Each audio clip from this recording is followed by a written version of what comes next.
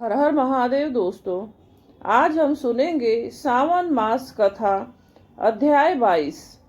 श्रावण मास महात्म्य का 22वां अध्याय मुख्य रूप से श्रावण कृष्ण पक्ष की संकष्टी चतुर्थी संकट हरण व्रत के महात्म्य, उसकी प्रामाणिक पूजा विधि और उसके चमत्कारिक पौराणिक इतिहास पर आधारित है। स्कंद पुराण के अंतर्गत आने वाले इस अध्याय में भगवान शिव और सनत कुमार के बीच अत्यंत कल्याणकारी संवाद हुआ है, जिसमें भगवान गणेश की आराधना से संकटों के नाश की महिमा गाई गई है। कथा के प्रारंभ में मुनि श्रेष्ठ सनत कुमार भगवान शिव से प्रार्थना करते हैं, हे देवादिदेव, हे महादेव, आपने श्रावण मास के विभिन्न व्रतों और तिथियों की महिमा कहकर मेरा मार्ग प्रशस्त किया है। अब कृपा कर मुझे श्रावण मास के कृष्ण पक्ष की चतुर्थी तिथि के महत्व के बारे में बताएं। इस दिन किस देवता का पूजन होता है, इसकी विधि क्या है और इसका उद्यापन कैसे किया जाता है। सनत कुमार के परोपकारी वचनों को सुनकर जगत गुरु भगवान शिव अत्यंत प्रसन्न हुए। उन्होंने कहा, हे मुनि श्रेष्ठ, श्रावण मास के कृष्ण पक्ष की चतुर्थी तिथि को संकट हरण संकष्टी चतुर्थी के नाम से जाना जाता है। यह व्रत मनुष्यों के सभी दुखों, विघ्नों और संकटों को तत्क्षण दूर कर समस्त मनोवांछित फल प्रदान करने वाला है।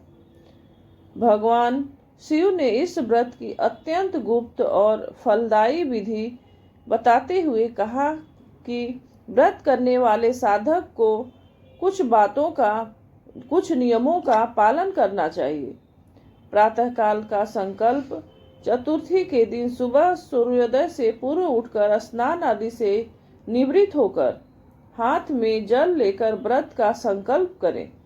संकल्प के समय इस मंत्र या भाव का उच्चारण करना चाहिए, हे देवेश, आज मैं चंद्रमा के उदय होने तक निराहार रहूंगा या रहूंगी।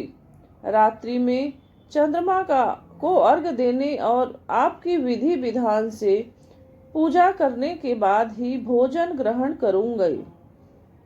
कृपा करके मेरे जीवन के सभी संकटों से मेरा उद्धार करे। संकल्प लेने के बाद साधक को जल में काले तिल मिलाकर स्नान करना चाहिए, जिससे शारीरिक और मानसिक शुद्धि होती है। अपनी सामर्थ्य के अनुसार सोने, चांदी, तांबे अथवा पवित्र मिट्टी से भगवान गणेश की सुंदर प्रतिमा का निर्माण करें या घर के मंदिर में स्थापित करें।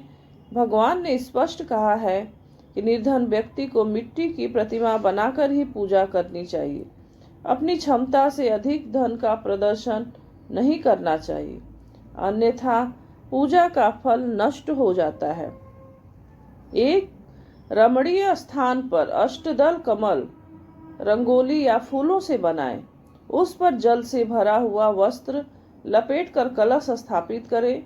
कलश के ऊपर पूर्ण पात्र रखकर भगवान गणेश की प्रतिमा विराजमान करें।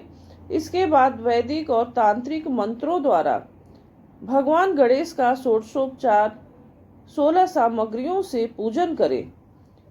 घी, शुद्ध घी और तिल से युक्त 10 उत्तम मोदक लड्डू तैयार करें। इनमें से 5 मोदक भगवान गणेश को अर्पित करें और शेष 5 मोदक ब्राह्मण को दान करने के लिए सुरक्षित रख लें। रात्रि में जब आकाश में चंद्रदेव का उदय हो, तब रोली, अक्षत, चंदन और जल से चंद्रमा को अर्घ्य दे। चंद्रदेव की स्तुति करने के बाद ही व्रत का पारण भोजन करना चाहिए। इस व्रत की शक्ति और प्रामाणिकता को सिद्ध करने के लिए भगवान शिव ने सनत कुमार को इतिहास के कई महान चरित्रों के उदाहरण दिए, जिन्होंने इस व्रत को करके अपने जीवन के असंभव संकटों को पार किया है। पूर्व कल्प में जब कार्तिकेय स्कंद कुमार किसी कारणवश माता पिता को छोड़कर चले गए थे, तब माता पार्वती अत्यंत व्याकुल रहने लगी। शिव जी की आज्ञा से माता पार्वती ने 4 महीने तक निरंतर इस संकष्टी हरण कर चतुर्थी व्रत का पालन किया। इसी व्रत के अत्यंत मंगलकारी प्रभाव से 5वें महीने में उन्हें अपने प्रिय पुत्र कार्तिकेय की पुनः प्राप्ति हुई। जब समुद्र के राक्षसों के उपद्रव से देवता त्रस्त थे, तब समुद्र का पान करने के लिए महर्षि अगस्त ने इस व्रत का आश्रय लिया था। विघ्नेश्वर गणेश की कृपा से मात्र 3 महीनों में ही उन्होंने अद्भुत सिद्धि प्राप्त कर ली और समुद्र को पी गए। राजा नल जब अपना राजपाट हार कर वन में भटक गए थे और अपनी पत्नी दमयंती से बिछड़ गए थे, तब रानी दमयंती ने 6 महीने तक अत्यंत कठिन नियमों के साथ इस व्रत को किया था। इस व्रत के पुण्य प्रताप से वन में भटकते हुए राजा नल उन्हें वापस मिल गए और उनका खोया हुआ वैभव पुनः लौट आया। रुक्मिणी, प्रद्युम्न और अनिरुद्ध की विशेष कथा। भगवान शिव इस अध्याय में इस व्रत से जुड़ी एक और अत्यंत मार्मिक और विस्तृत कथा सुनाते हैं, जो द्वापर युग में भगवान श्री कृष्ण के परिवार से जुड़ी हुई है।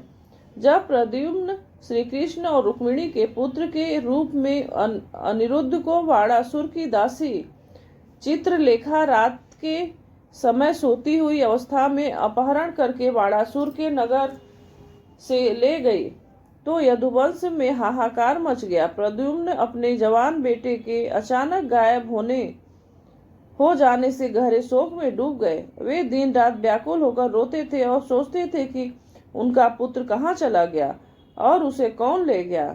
जब अपने पुत्र प्रद्युम्न को इस प्रकार अथाह शोक से पीड़ित देखकर माता रुक्मिणी का हृदय भर आया। उन्होंने प्रद्युम्न के पास जाकर अत्यंत सांत्वना और स्नेह पूर्वक कहा, हे पुत्र, तुम इस प्रकार धीरज मत खो। जब तुम्हारा जन्म हुआ था तब सब्रासुर नामक राक्षस तुम्हें मेरे पालने से उठाकर ले गया था। उस समय पुत्र वियोग के दुख से मेरा हृदय भी इसी तरह विदीर्ण हो गया था। मैं दिन रात तड़पती थी कि कब मैं अपने सुंदर पुत्र का मुख देखूंगी। रुक्मिणी ने आगे कहा, तब मेरे भाग्य में से परम प्रतापी लोमस मुनि ने महल में पधारे। उन्होंने मेरे दुख को देखकर मुझे समस्त चिंताओं और विघ्नों को समूल नष्ट करने वाले इस संकष्ट चतुर्थी व्रत के बारे में विधि पूर्वक बताया। मैंने पूर्ण श्रद्धा से 4 महीने तक यह व्रत किया। इसी व्रत के महाप्रताप से तुम सम्भ्रासुर जैसे भयानक राक्षस का वध करके सकुशल मेरे पास लौट आए थे।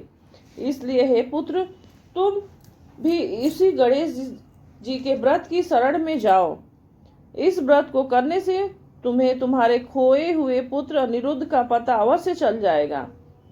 माता के वचनों से प्रेरित होकर प्रद्युम्न ने पूर्ण श्रद्धा और विधि विधान से भगवान गणेश का यह संकट हरण व्रत किया। व्रत पूरा होते ही भगवान गणेश की कृपा हुई और देवर्षि नारद का वहां आगमन हुआ। नारद जी ने प्रद्युम्न को गुप्त सूचना दी कि अनिरुद्ध इस समय वाणासुर के नगर में बंदी है। इसके बाद प्रद्युम्न ने यदुवंशी सेना के साथ वाणासुर के नगर पर चढ़ाई की। वहां अत्यंत भीषण संग्राम हुआ, जिसमें वाणासुर की सहायता के लिए स्वयं भगवान शिव भी युद्ध में उतरे। परंतु गणेश जी के व्रत के प्रभाव से प्रद्युम्न ने शिव सहित वाणासुर को परास्त कर दिया और अपने पुत्र अनिरुद्ध तथा पुत्र वधु उषा को सम्मान लेकर द्वारिका लौट आए थे। कथा को समाप्त करते हुए भगवान शिव सनत कुमार से कहते हैं, हे मुने, इस चराचर जगत में अन्य जितने भी देवता और दानव हैं, उन्होंने भी अपने जीवन में सिद्धियों की प्राप्ति और विघ्नों को नाश के लिए समय समय पर विघ्नेश गणेश के इस सर्वोत्तम व्रत का पालन किया है। इस संपूर्ण लोक में संकष्ट हरण व्रत के समान सुख, समृद्धि, सिद्धि और पुत्र पौत्र देने वाला कोई दूसरा व्रत, तप, दान या तीर्थ नहीं है। अंत में भगवान शिव एक अत्यंत महत्वपूर्ण चेतावनी देते हुए कहते हैं, हे सनत कुमार, यह व्रत अत्यंत गोपनीय और परम पवित्र है। जो व्यक्ति ईश्वर में श्रद्धा नहीं रखता, जो नास्तिक है अथवा जो कपटी और शठ धूर्त स्वभाव का है, उसे इस व्रत की महिमा का उपदेश कभी नहीं देना चाहिए। यह उपदेश केवल अपने प्रिय पुत्र, आज्ञाकारी शिष्य, ईश्वर में अटूट श्रद्धा रखने वाले श्रद्धालु और